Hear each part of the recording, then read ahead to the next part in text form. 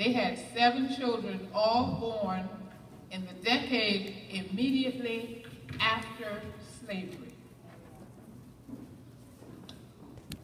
We call them the Big 7. Now we know that Adam was the oldest, and Tom, my grandfather, was the youngest. We don't know the ages of the others, but we refer to them in alphabetical order.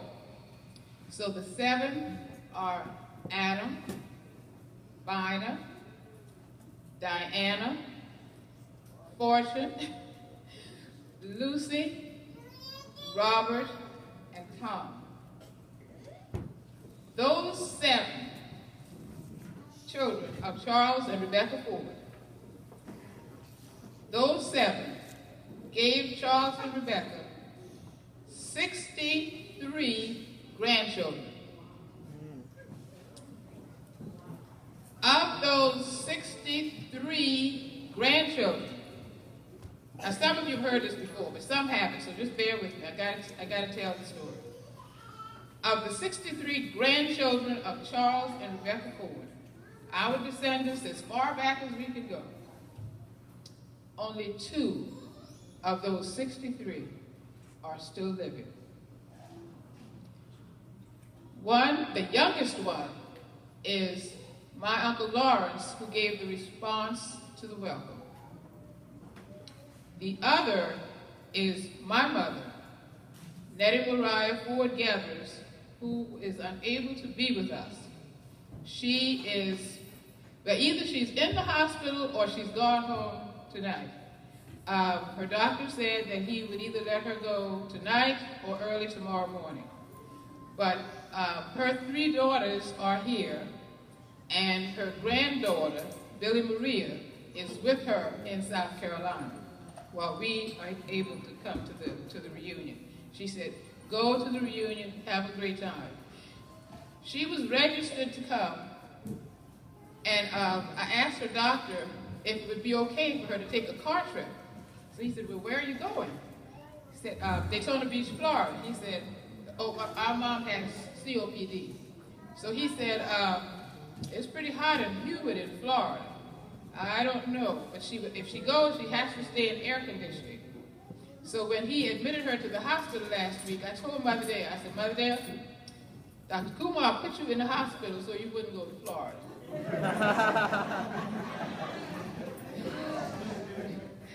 So you have a sense now of who we all are. All of us who are Fords are descendants of Charles and Rebecca's, one of Charles and Rebecca's 7 children. Now I need to tell you how it is that we almost didn't even get to Daytona Beach. The first reunion was in 1996 by cousin Sherman as the reunion founder and organizer. Sherman, can you stand up? If not, wave your hand.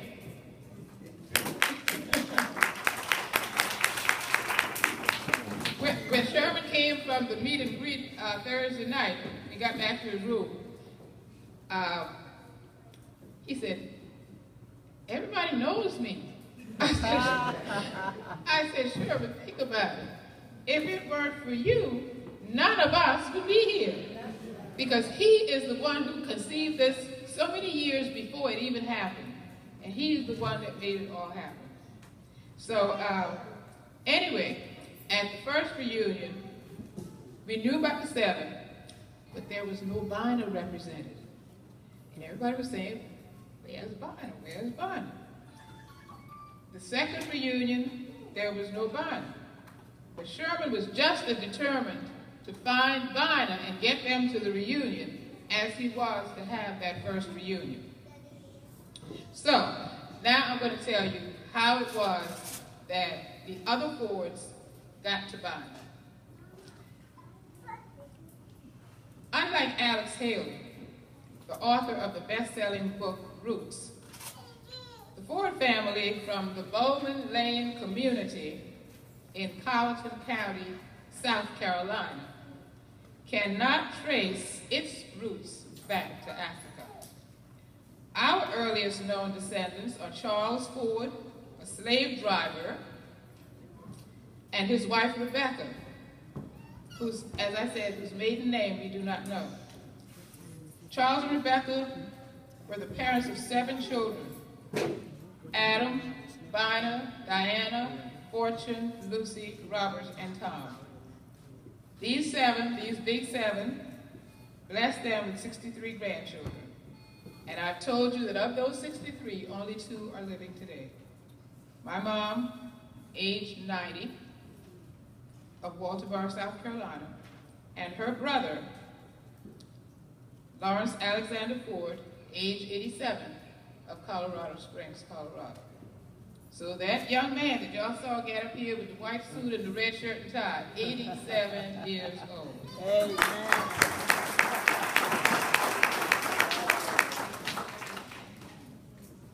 Okay, it had long been a dream of my first cousin Sherman to have a reunion of the descendants of Charles and Rebecca.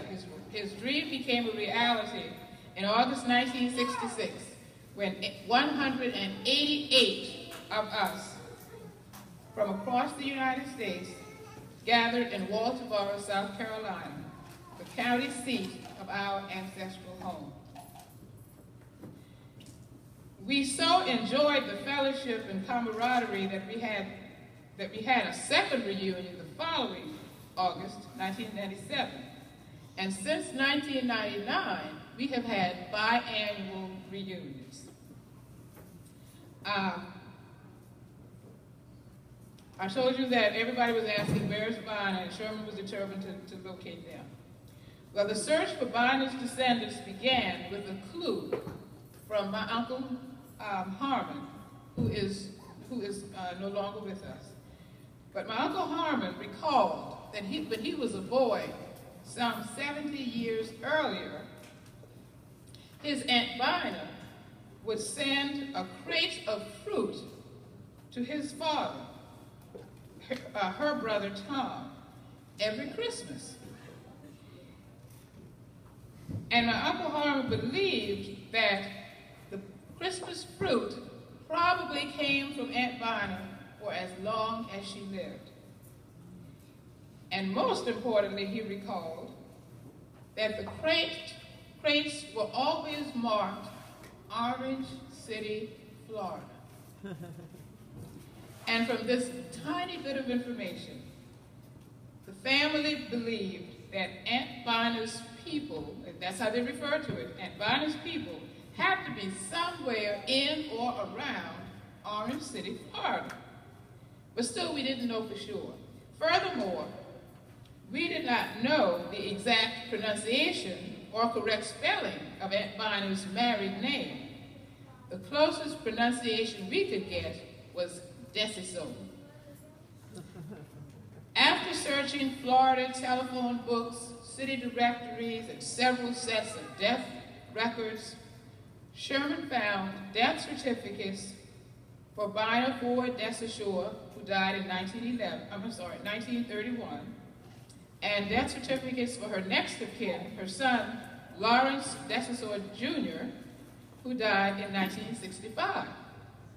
He also learned that the Arthur J. Mack Funeral Home in DeLand, Florida, had handled funeral arrangements for Lawrence Desaussure Jr.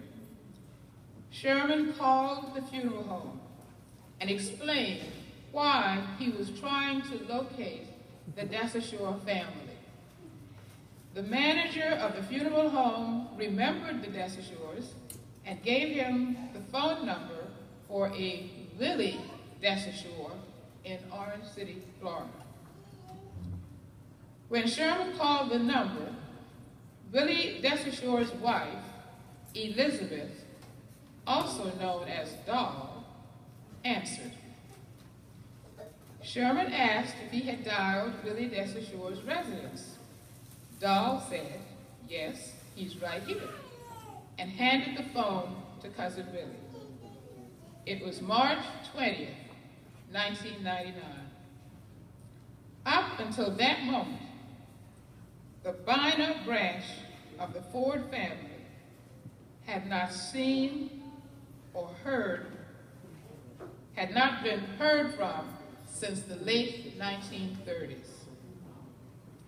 After years of speculation and research, Sherman Ford, grandson of Tom Ford, spoke for the first time with Willie Desaussure, grandson of Binah Ford Desaussure. That's heavy, isn't it? A few weeks later, on Easter, I have to insert this, my cousin Anthony Azama asked me yesterday when we were at the Cookman tour. He said, okay, so Margaret, now when Sherman came and met my grandmother, are you the one who was with him? I said, yes, I was. So after the telephone conversation, a few weeks later, on Easter Monday, April 5th, 1999, Sherman and I traveled to Orange City, Florida, from Walterboro, South Carolina, to meet Aunt Binah's grandson, Willie Desaussure, and his brother, Charlie Andrew Desaussure. Willie, age 87, and Charlie, age 83, had only scant memories of their grandmother. In fact, they told us outright that they really didn't know too much they could tell us. I looked at Sherman when they said that. Sherman looked at me, and we were both thinking, oh no, after all this, what a waste. We still don't know anything. Then, Cousin Willie said, but you know, maybe Willie Belle could tell y'all something. We said, Willie Belle? Who is Willie Belle? As it turned out, Willie Belle was their first cousin, the daughter of their aunt, Willie Ethell Desaussure Taylor.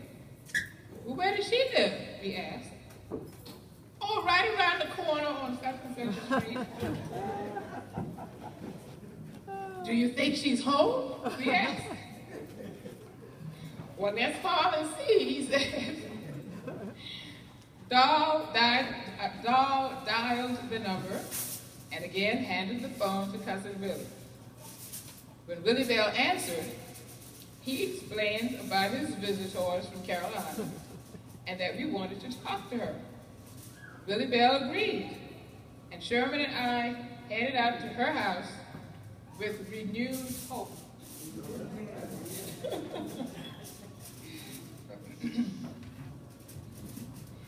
Willie Belle Taylor Frazier, age 71, welcomed the two strangers from South Carolina into her home. She fondly recalled family stories her Uncle Lawrence Desaussure Jr.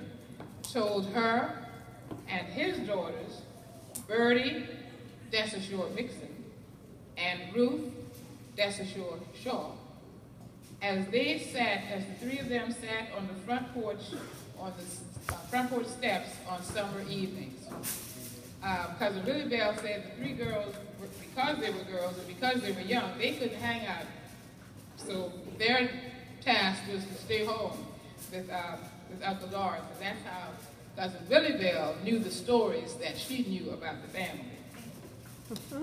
As related by Lawrence Jr., his parents, Binah and Lawrence Sr., this is a quote, were following the orange season when they left South Carolina and came to Florida.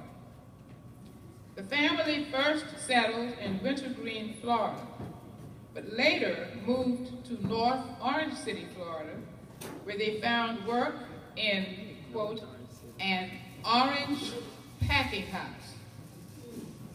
An orange packing house. Cousin Willie Belle's story finally provided an explanation for the words Orange City, Florida, stamped on those crates of fruit from Aunt Binah was sent to our grandfather Tom in South Carolina all those